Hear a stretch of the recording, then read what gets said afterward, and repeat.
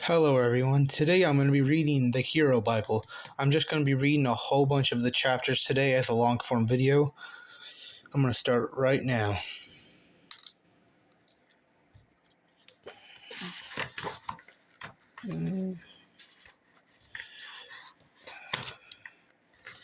There it is. This is where it all began. In the beginning, before all things, there was only God. No stars, no sound, no sky. His spirit drifted over silent deep, waiting. Then came the voice, "Let light break forth." And in an instant, brilliance shattered the dark. Day 2. Then God separated the waters of the nothingness into the moisture and clouds of the sky above, and the drops and the waves of the ocean below. God named the sky heavens. Day 3. God named the lower waters in the sea.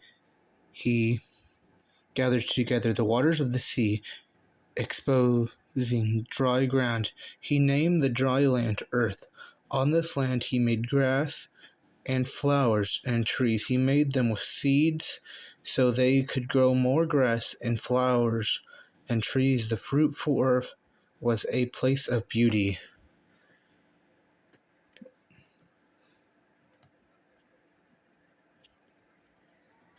Day 4. Then God fashioned the sun, the moon, and the stars to light earth, and he set them in the heavens to mark the days, seasons, and years.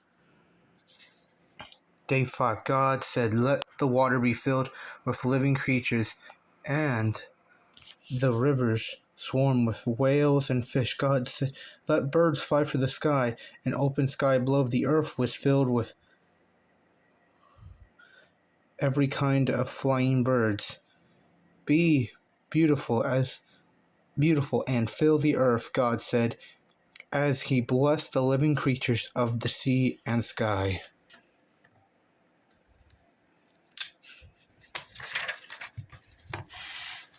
Day 6. Then God said, "Let the earth bring forth living creatures." And God made all kinds of animals, wild ones, tame ones, even those that crawl on the ground. Then God created the first man Adam, and then the first woman Eve.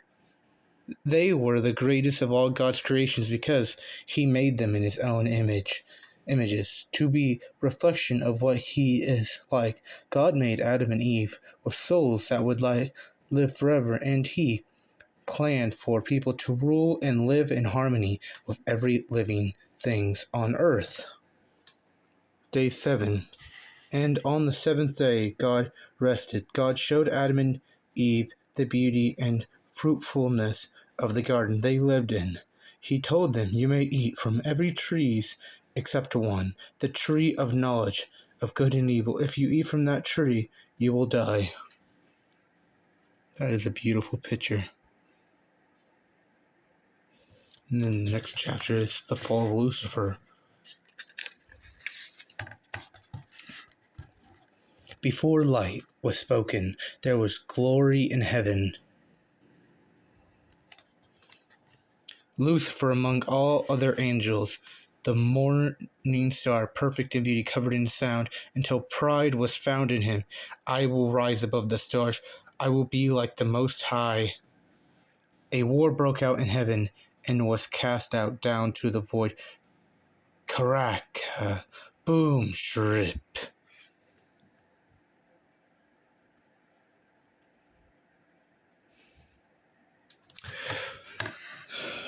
He dared to ascend, but he thought to take the throne, but heaven did not stand still.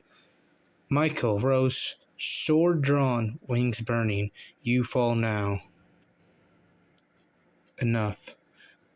Blade met wing, glory turned to ash, crash.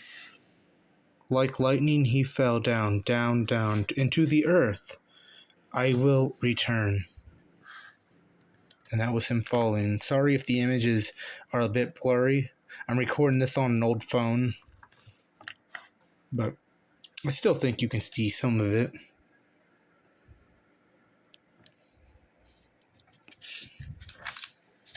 Next chapter, Adam and Eve, based on Genesis 2 through 3.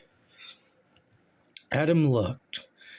The place is great, and there are lots of fruits. God has been kind to us. He's given everything we need. Everything except fruit from the tree of knowledge of good and evil. Yes, that's the one thing we must not touch. It is forbidden. But curiosity strips within Eve one day. She finds herself drawn to the tree, staring at its forbidden fruit.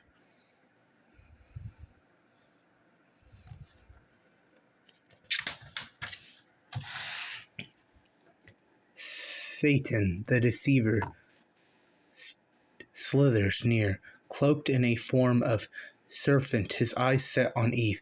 Did God truly forbid you from tasting this fruit? Are you certain? You won't die. That's a lie, meant to keep you blind. Eat it, and your eyes will open wide. You'll be like God himself, knowing good and evil. Yes, he said, if we even touch it, we will surely die. If it grants wisdom, then how could one bite hurt? The fruit glows in her palm. She bites. The world shifts. Adam, it's incredible. It will make you wise. But the fruit did not bring wisdom, as the serpent promised. It shattered their innocence. Suddenly, Adam and Eve see clearly not as gods, but as those who have broken trust. We are not wise. We're exposed. We're ashamed. Quick, the leaves. Cover yourself. We must hide from his eyes. Who told you that you were naked? Did you eat from the tree I forbade you? In the silence of the garden, the presence of God descended upon them. She gave me the fruit, and I ate. It was serpent. He deceived me. You disobeyed me. You must leave this place of beauty and peace from this day. Pain and toil will shape your lives. This garden is no longer your home. God's promise, the perfect unity between God and his beloved creation, is now broken for all time. And Adam and Eve are forced to create a new life out of their knowledge and shame. But already God has a plan to redeem his creation. God promises that one day he will send a savior for his people. Look, the flaming sword guards the gate. There is no return. Where do we go now? What hope remains? Sorry about the voice in the background, if you may be able to hear that. Cain and Abel, Genesis 4 through 5.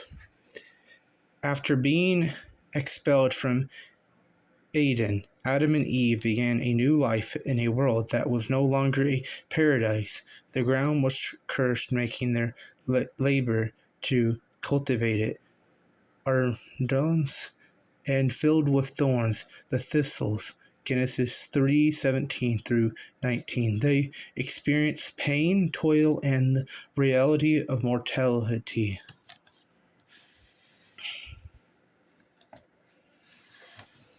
In time, Eve gave birth to two sons. The first was Cain, who became a farmer working the soil, and the second one was Abel, who became shepherd tending flocks. When they left the garden, the world has no longer gentle. The ground resisted, the air was sharp, paradise was lost, and survival began. Adam taught his firstborn, Cain to break the earth and wrestle bread from dust. The field became their battlefield. Abel took a different path among the sheep. He found quiet purpose and peace. This should be enough. In time, brothers brought gifts to God. Cain offered the fruit of his field, the work of his hands. Lord, this is yours. I hold nothing back. Abel brought the firstborn of his flock, the best he had. His heart knew who the giver was. In time, both brothers brought. I already read that part. God regarded Abel and his gift, but Cain was left untouched. God received Abel's offering with pleasure, but Cain's gift carried pride and resentment, and God saw what lay beneath the surface. Why him? Why should God be happy with him and not my sacrifice?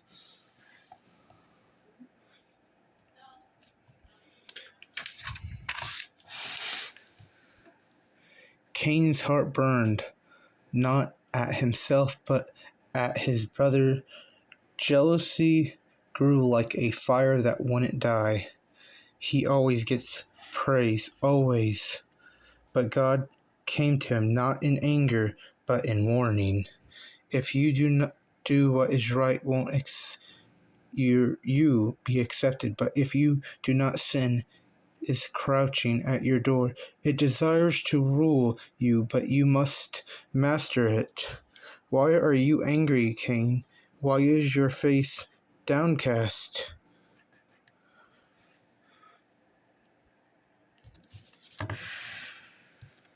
Days passed. Cain spoke little, but his silence had a storm. Abel, let's go out to the field. I need to talk to you. Of course, brother. He chose you. No one saw what lurked in Cain's heart except God, but Abel never suspected. Whop! Blood cried out from the ground before a single word was spoken.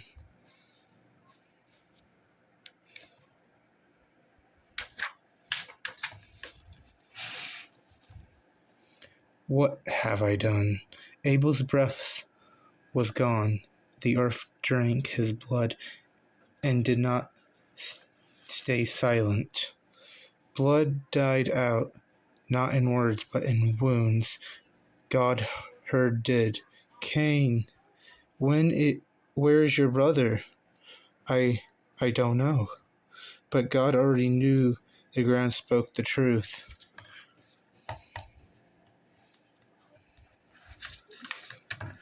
My punishment is too great. Anyone who finds me will kill me. His hands were guilty, but his life was spared. I will put a mark on you. Whoever touches you will face my wrath. Mercy followed justice, and Cain was set apart. Cain wandered east of Eden and built a city ladder. A child was born to him, Enoch, and to Adam and Eve came another son, Seth, a reminder that God wasn't done writing hope into the story. I think I'm going to stop it right there. We will read Noah in the next time. Sorry about the background noise if you can hear all that. Thank you for watching today's video, and I'll see you in the next one. God bless you all, and goodbye.